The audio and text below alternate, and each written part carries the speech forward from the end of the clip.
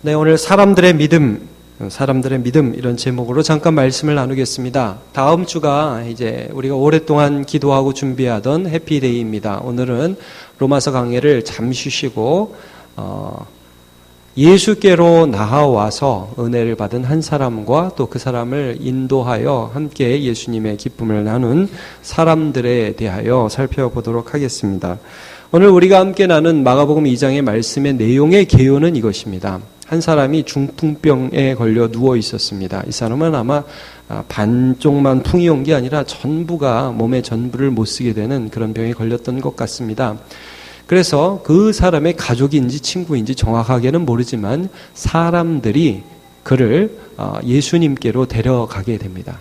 문제는 예수님께 이제 그 침상에 누인 채로 데려갔는데 사람이 너무 많았어요. 인산인해를 이뤄서 도저히 예수님이 계신 곳까지 이 사람을 데리고 갈 수가 없었습니다. 그래서 아마도 그 집 뒤쪽으로 갔던 것 같아요. 그래서 벽을 타고 올라가가지고요, 끌어올려가지고 구멍을 그 지붕에 뚫고, 기와도 빼내고, 기와가 있지는 않았겠지만, 하여튼 그 위에 있는 구조물을 다 뜯어내고 상을 달아 내립니다. 예수님께서 그 중풍병자를 보고 이런 말씀을 하셨습니다. 같이 한번 5절을 보도록 하겠습니다. 시작. 예수께서 그들의 믿음을 보시고 중풍병자에게 이르시되 작은 자야 내 죄사함을 받았느니라 하시니, 예수님께서 그들의 믿음을 보셨습니다. 여러분, 사실 우리가 이 말씀을 볼 때 좀 의아할 수도 있습니다. 왜냐하면 사실 굉장히 이 일은 무례한 일입니다. 예수님도 말씀을 전하시다가 중간에 이 천정에서, 예수님 입장에서 천정이 막 뻥 뚫어지는 거죠. 막 흙먼지 떨어지고 구조물 떨어지고 그러더니 갑자기 병자 하나가 쭉 내려옵니다.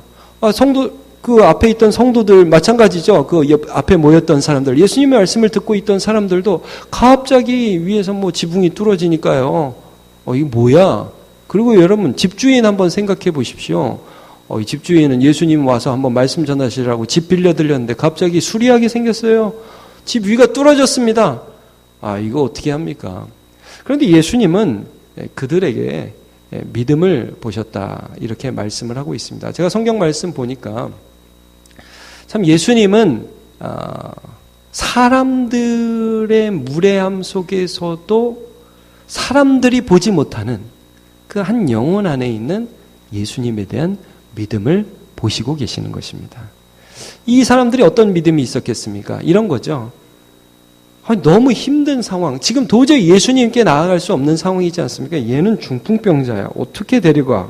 근데 어떻게든 우리가 이 침상에 누운 채로라도 들고 가자, 이거 아니에요? 그리고 또 들고 갔어요. 그리고 사람이 너무 많습니다. 여러분, 이 당시에 침상에 무슨 안전벨트가 있었겠습니까? 무슨 구급차, 요즘 119 부르면 이렇게 탁탁탁 채워가지고 딱 그 119에 실는 그런 기구가 있었겠습니까? 하나도 없었겠죠. 그런데 지붕에 올라갔다는 것 자체가 제가 보기엔 기적이에요. 여러분, 이 사람도 어떻게 그 지붕에 올라갔을까요? 야, 올라가자. 막 침상을 끌어올립니다. 한 사람이 막 올라가고 침상인데 이게 여러분, 예수님한테 가기도 전에 죽을 수도 있었습니다. 떨어져서. 거기를 간단 말입니다. 이 사람들 마음에 어떤 마음이 가득했을까요? 예수님께 나아가면 은혜를 얻는다. 여러분, 우리가 지난주에 함께 살펴본 말씀이 어떤 말씀입니까? 예수님을 믿는 믿음을 가진 사람은 은혜 위에 서 있고 은혜 앞으로 나아간다. 지난주에 우리 이 말씀 나누었지 않습니까? 똑같습니다. 예수님께 가면 된다는 거예요. 그런 믿음이 그들을 가게 했습니다. 예수님이 그 믿음을 보셨다고요? 성경에 보면 이런 믿음을 가진 사람이 굉장히 많이 나와요. 물론 아브라함도 우리가 살펴본 것처럼 하나님이 하늘의 별들을 보여주시면서, 야, 너의 자손이 이와 같다, 이와 같이 너의 자손이 많을 거라, 이 말씀을 들었을 때 이 아브라함의 마음에 하나님께 나아가면 정말 내 자손이 이렇게 많겠구나. 저렇게 많은 이 별들과 같은 나의 자손을 하나님이 얻게 해주시겠구나. 은혜를 사모했죠. 여러분, 똑같은 것입니다. 이때 이 사람들이 이런 은혜를 사모했습니다. 제가 이런 은혜를 사모하고 믿음을 가져서 예수께 나아가다가 분위기 망친 사람들이 많이 있는 것을 성경을 통해서 보게 됩니다. 분위기를 망쳤어요. 성경에 보면 12의 혈루증 걸린 여인이 있었습니다.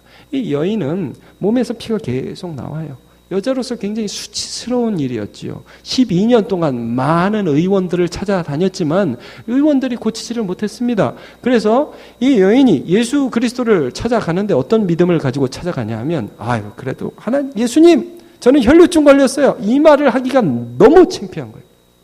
그래서 뒤에 가서 옷만 만지면 예수님이 나를 낫게 해주실 것이다. 이런 믿음을 가졌습니다.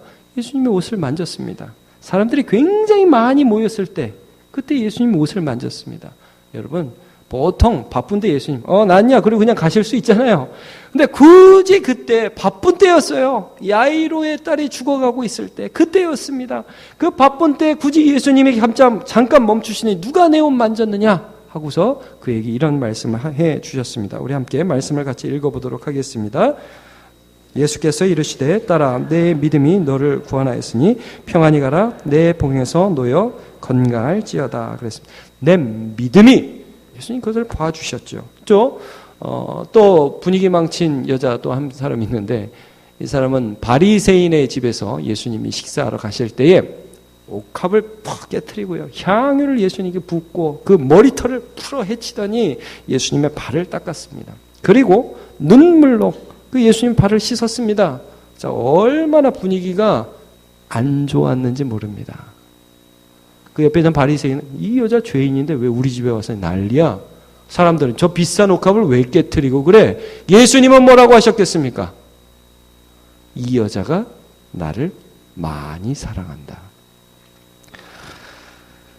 여러분, 오늘도 우리가 예배하러 왔는데 사람들은 우리를 보고 여러 가지로 너 왜 왔냐 너 왜 왔냐 평가할지 모르지만 우리의 진심은 예수님이 아시는 줄로 믿습니다.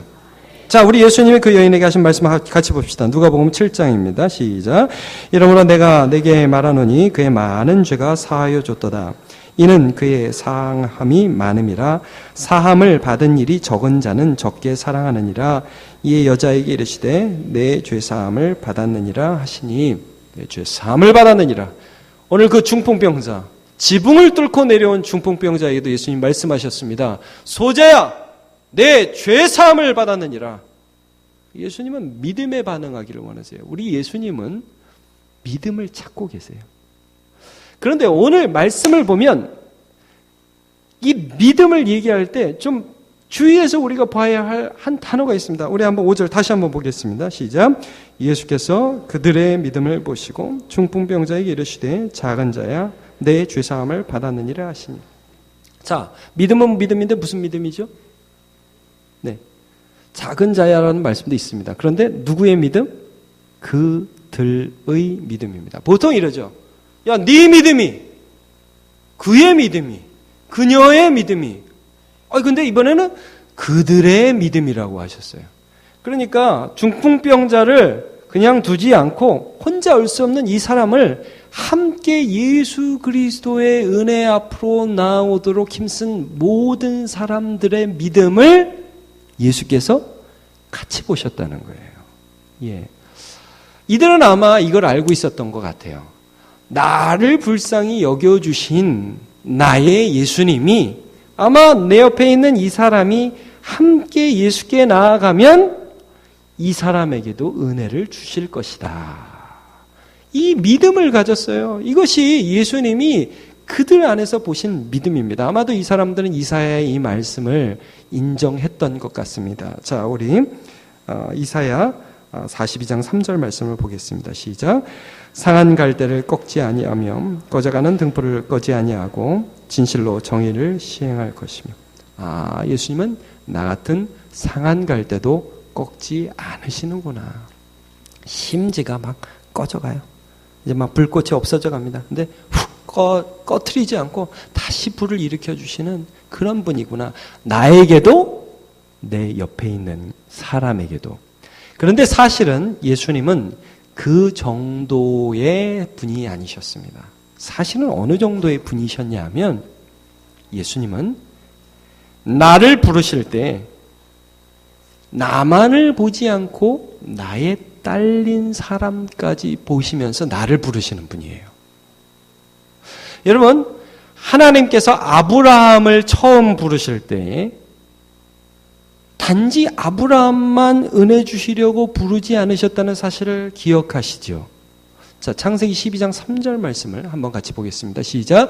너를 축복하는 자에게는 내가 복을 내리고 너를 저주하는 자에게는 내가 저주하리니 땅의 모든 족속이 너로 말미암아 복을 얻을 것이니라 하신지라. 아멘. 하나님은 아브라함이라는 한 개인을 보실 때에 그에게 축복하는 자에게 복 주실 것. 그리고 여러분, 그에게 저주하는 자에게 저주한다고 말씀하시면 이건 목적이 아니에요. 그 다음을 보면 알아요. 땅의 모든 족속이 너를 통해서 복을 받게 하기를 원하신다. 여러분, 하나님의 눈은 3차원도 아니고 4차원도 아니고 5차원, 6차원인 것 같아요. 우리를 딱 보시면서 우리 옆에 있는 사람까지 보신단 말이에요. 나를 통해서 그 옆에 있는 사람에게까지 하나님의 은혜를 주시기 원하시는 하나님의 눈, 믿음을 찾으시는 눈이 하나님께는 있으시다는 것입니다. 그래서 여러분, 베드로를 처음 부르실 때, 베드로와 많은 제자들을 처음 부르실 때 예수님이 그들을 보고 뭐라고 말씀하셨죠? 우리 한번 같이 말씀 보겠습니다. 마태복음 4장 19절입니다. 시작. 말씀하시되 나를 따라오라. 내가 너희를 사람을 낚는 어부가 되게 하리라 하시니. 자, 그 다음에 요한복음 10장 16절도 보죠. 시작. 또 이 우리에 들지 아니한 다른 양들이 내게 있어 내가 인도하여야 할 터이니 그들도 내 음성을 듣고 한 무리가 되어 한 목자에게 있으리라. 예수님은 지금 양들도 보셨지만 우리에 들지 않은 다른 양도 보셨습니다. 여러분, 예수님은 우리의 인생을 보실 때 우리를 통하여 복 주실 많은 사람들도 보고 계시다는 이 사실을 믿으시기를 축복합니다. 그래서요, 우리를 하나님께서 파수꾼으로 세우셨습니다. 파수꾼. 파수꾼이 여러분 뭐 하는 사람인지 아시죠? 적들이 쳐들어오면요, 성에 있는 사람들에게 적들이 쳐들어옵니다. 한밤중이라도요, 소리를 지르는 거예요. 적들이 쳐들어옵니다. 모두 일어나세요. 정신 차리세요. 무기를 잡으세요. 이렇게 살면 안 됩니다. 라고 소리치는 것이 파수꾼입니다. 에스겔에 보면 우리를 파수꾼으로 세우셨다고 말씀하고 계세요. 자, 에스겔서 3장 17절부터 한번 말씀을 보겠습니다. 시작. 인자야, 내가 너를 이스라엘 족속의 파수꾼으로 세웠으니 너는 내 입의 말을 듣고 나를 대신하여 그들을 깨우치라. 그 다음 절도요. 가령 내가 악인에게 말하기를 너는 꼭 죽으리라 할 때에 내가 깨우치지 아니하거나 말로 악인에게 일러서 그의 악한 길을 떠나 생명을 구원하게 하지 아니하면 그 악인은 그의 죄악 중에 죽으려니와 내가 그의 핏값을 내 손에서 찾을 것이고 내가 악인을 깨우치되 그가 그의 악한 마음과 악한 행위에서 돌이키지 아니하면 그는 그의 죄악 중에서 죽으려니와 너는 내 생명을 보존하리라.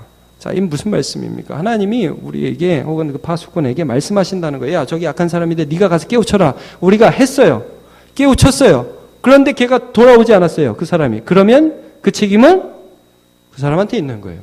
그런데 만약에 내가 깨우치지도 않고 말도 안 했어요. 그렇게 살라는 말을 안 했어요. 파수꾼의 사명을 안 했어요. 저기 오는데 저기 옵니다. 조심하세요. 이 얘기를 안 해서 그 사람이 죽었어요. 그러면 그 피해 값은 나에게서 찾는다는 거예요. 굉장히 무서운 말씀이죠. 단순히 하면 좋고 안 하면 좋고가 아니라 이 일을 통해서 사람을 구원할 하나님의 계획이 우리 안에 있으시다는 그런 말씀입니다. 그리고 여러분, 이거 하나님께서 하시는 일이기 때문에 성공과 실패를 내가 주관하는 게 아니에요. 뭐 내가 예수 믿게 내가 다 하는 게 아니라고요. 선포하는 거예요. 근데 그 책임은 우리에게 있다는 거죠. 근데 여러분, 이 우리나라가 특히 좀 더 그런 것 같아요. 뭐냐면 굉장히 심각한 얘기를 별로 안 심각하게 하는 경향이 좀 있어요. 우리나라는 약간 유교적 배경도 있고요. 또 예의가 굉장히 중요하잖아요. 그래서 나보다 좀 높은 직급이 있거나 또는 관계가 아직 좀 매끄럽지 않으면 굉장히 조심스럽게 얘기를 해요. 본인은 굉장히 고민을 많이 했단 말이에요. 이걸 어떻게 할까? 어떻게 얘기할까? 살짝 던져요. 다음 주에 한번 해피데이 올래? 그러면 내 나가라! 이렇게 하고 끝난단 말이에요. 여러분, 그래서 우리나라 사람이 프로포즈도 잘 못해요. 굉장히 사랑해도 사랑한다는 말 잘 못하잖아요. 여러분, 프로포즈 다 받으셨어요? 프로포즈 하셨어요? 여러분, 지금이라도 좀 하세요. 오늘 집에 가서. 사랑, 나는, 이렇게 그냥 막 지나가는 아침 먹다 이빨 닦다가 뭐, 사랑해, 이러지 말고, 심각하게 딱 당신한테 할 말이 있어. 얼굴 똑바로 쳐다보고요. 난 당신을 사랑한다고. 얘기를 해줘야 된단 말이에요. 정확하게. 이게 안 돼요, 잘. 여러분, 파수꾼이요. 적이 오는데 이렇게 말해도 되겠어요? 적이 오는 것 같아요. 조심. 잘 사람은 자고 일어날 사람은 일어나세요. 되겠어요, 이게? 파수꾼이면 어떻게 해야 됩니까? 적이 오면. 여러분! 적이 옵니다! 지금 잘 때가 아닙니다! 다 일어나세요! 뭐 하는 겁니까? 막 그래야 될 거 아니에요? 지금 이럴 때가 아니라는 거예요. 심각한 건 심각하게 얘기하고 안 심각한 건 안 심각하게 얘기해야지만 안 된다는 거예요. 저의 제자 중에 고3이 되면서 좀 어려움을 당했던 학생이 한 명 있어요. 이 학생이 다리를 다쳤어요. 사실은 공부를 굉장히 잘하는 학생이었고 이 학교에서 막 손가락 안에 드는 학생이었거든요. 내신도 참 좋았고 그랬는데 막판에 조금 힘들었어요. 이 학생이 그럼에도 불구하고 고2 때부터 예수를 딱 믿더니 고3 때 열심히 신앙생활을 하고 어려움이 있었지만 하나님 붙들고 그러다가 책을 봤는데 무슨 책을 봤냐면 시골의사 박경철 이런 책이 있습니다. 시골의사. 그 책을 보면서 내가 의술로 다른 사람을 좀 도와줬으면 좋겠다 이런 생각을 했습니다. 그런데 문제는 의대 갈 성적이 안 된다는 거였어요. 굉장히 잘했는데 조금 모자라요. 이 학생이 고민했어요. 고민하다가 어떤 결론을 내렸냐면 주님 그래도 의대 가게 해주실 줄로 믿습니다 라고 하는 것이 아니라 하나님 그러면 간호학과에 가겠습니다 라고 결심을 했습니다. 이 학생은 남학생이었습니다. 여러분 남자가 간호학과 가면 좋아요 나빠요? 안 돼요? 여러분의 아들이 간호학과 가면 말리시겠습니까? 저는 어떨 것 같습니까? 저는 거기라도 갔으면 좋겠습니다. 그런데 이 학생이 공부도 키도 크고 잘생겼어요. 저는 간호학과 가면 성공하겠더라고요. 제가 보니까. 너가 간호학과 가면 일단 간호학과가 즐겁다.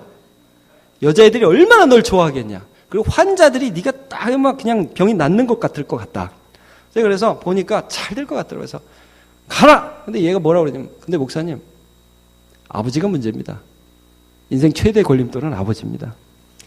저희 아버지는 제가 경영학과를 가거나 법대를 가거나 의대를 가서 의사가 되거나 판사가 되거나 이렇게 변호사가 되거나 이거 원하는데 제가 간호학과 간다 그러면 아마 뒤집어지실 겁니다. 그 얘기를 하는 순간 여러 가지 날라올 것 같습니다. 그러더라고요. 목사님 다 몰래 쓰고 나서 나중에 붙은 다음에 말을 하면 어떨까요? 제가 가만히 들어보니까 그렇게 했다가는 나중에 당할 화가 지금 당할 화보다 더 클 것 같더라고요. 그래서 이렇게 얘기했습니다. 야, 이제 이번 주 다음 주 원서 쓴다. 아빠하고 얘기 안 되면 안 된다. 근데 너 지나가는 말로 간호학과 쓰고 싶어요. 이따위 소리 하지 말아라. 내일 밤에 아버지 앞에 무릎을 꿇어라. 아버지 앞에 독대를. 아버지 드릴 말씀이 있습니다. 심각하게 나가라. 지나가는 것처럼 이런 소리 하지 말아라. 딱 그 앞에 무릎 꿇고 아버지 제가 꿈이 있습니다. 꿈이 생겼습니다. 정말 하고 싶은 일이 있는데 저 간호학과 가서 정말 사람들을 돕고 싶습니다라고 말을 하라는 거예요. 아버지가 그걸 들어주실까요? 네가 아버지를 존경할 수 있고 존중할 수 있는 최고의 방법은 그거다. 목사님 해보겠습니다. 그래도 얼마나 귀해요? 해보겠다는 거예요. 해보겠다는데 여러분 그때부터는 제가 바빠지는 거예요. 주님 되게 해주시옵소서. 주님 되게 해주시옵소서. 그래가지고 그날 또 그 다음날 또 저는 간절히 하나님 앞에 하나님 얘가 말을 한다는데 아빠의 마음을 움직여주시고 허락을 해 주시옵소서. 안 되면 제가 목사 체면이 않습니다. 도와주시옵소서. 이렇게 기도를 했죠. 다음날 저녁에 문자가 왔어요. 뭐라고 왔어요? 뭐라고 왔을까요? 목사님, 기적이 일어났습니다. 우리 아버지 같은 분이 허락을 해주셨습니다. 그러더니 저도 울고 아버지도 울었습니다. 그러더니 얘가 간호학과 썼어요. 수능을 봤어요. 문자가 왔어요. 목사님 필요 없이 너무 시험을 잘 봤습니다. 그래가지고 너무 잘 봐가지고 그냥 여유 있게 붙어버렸네요. 지금 카톨릭 의대 간호학과예요. 남학생인데 방마다 해외에 가서 봉사하고 선교활동하고 제가 너무 좋아요.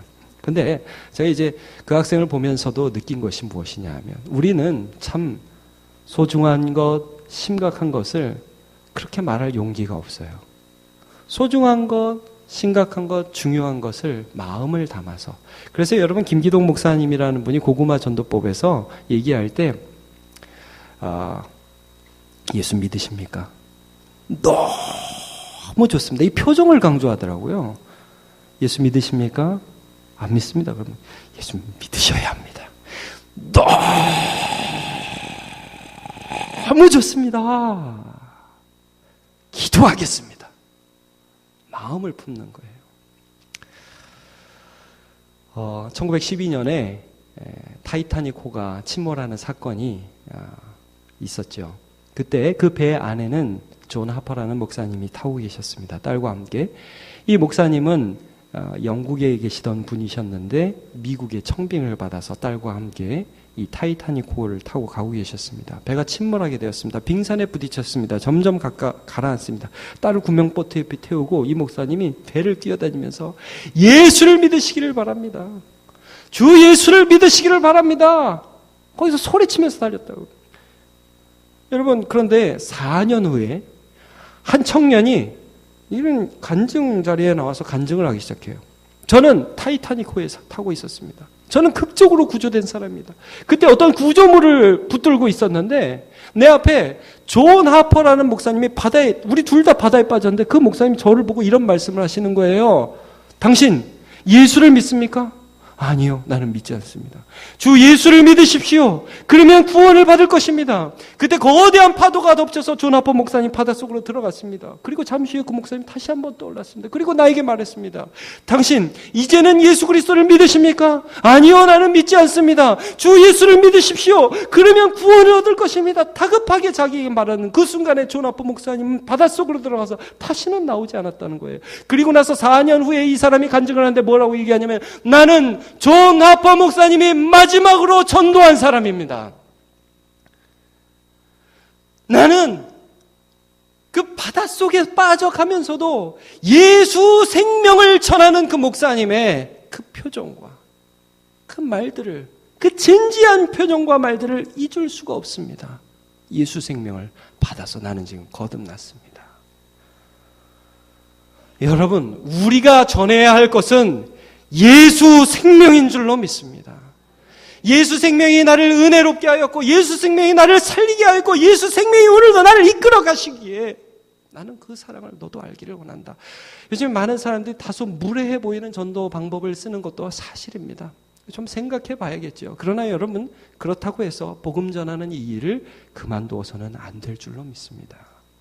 우리 한번 로마서 10장 14절 말씀을 같이 읽어보도록 하겠습니다. 시작. 그런즉 그들이 믿지 아니하는 이를 어찌 부르리요? 듣지도 못한 이를 어찌 믿으리요? 전파하는 자가 없이 어찌 들으리요? 보내심을 받지 아니하였으면 어찌 전파하리요? 기록된 바 아름답도다 좋은 소식을 전하는 자들의 발이여함과 같으니라. 저와 여러분들은 하나님의 발입니다. 좋은 소식을 전하는 하나님의 발입니다. 저와 여러분은 파수꾼입니다. 하나님의 구원을, 하나님의 마음을 담아서 전달하는 파수꾼인 줄로 믿으시기를 바랍니다. 아멘.